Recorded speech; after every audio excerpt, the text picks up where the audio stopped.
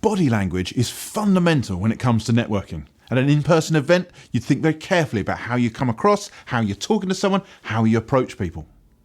But why do we forget to do it on Zoom?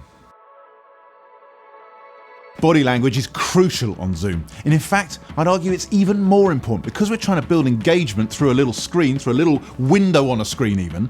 You've got to be more animated, you've got to get more energy, you've got to get more focus on demonstrating the right body language to build a relationship. Let's talk about eye contact first, because if we're going to build rapport with someone, then eye contact's crucial. Now, obviously, you're going to want to see the other people on the screen as well and watch them when they're talking, which means naturally you're not going to be focusing in the camera. But at the very least, when you're talking, make sure you're looking down the barrel of the camera. If you're looking down here, what do people think? Do they think you're connected with them? No.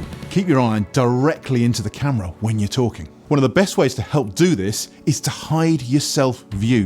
What do we tend to look at when we go past the mirror? Well, we look at ourselves, don't we? And we tend to do the same when our box appears on the screen. But you can hide it. You don't need to show it. And you'll be much more natural and come across with better body language if you do so. Some other basics. You wouldn't have a conversation in an in-person event with your arms folded like this, would you? So don't do it on screen. And what sort of body language do you think you show when your camera isn't on? And that brings me on to framing. I mean, why do you need this huge expanse of space above your head? Compare that to an in-person networking event. You sitting down, the person you're talking to standing up. That would just be weird, wouldn't it? Equally, no need for all this space here. And don't be that monster who domineers the camera from so close. Best way to think about it is to get yourself nicely centralised in the screen, get your eye line about a third of the way down the screen, and have enough space for your hands just to appear in shot.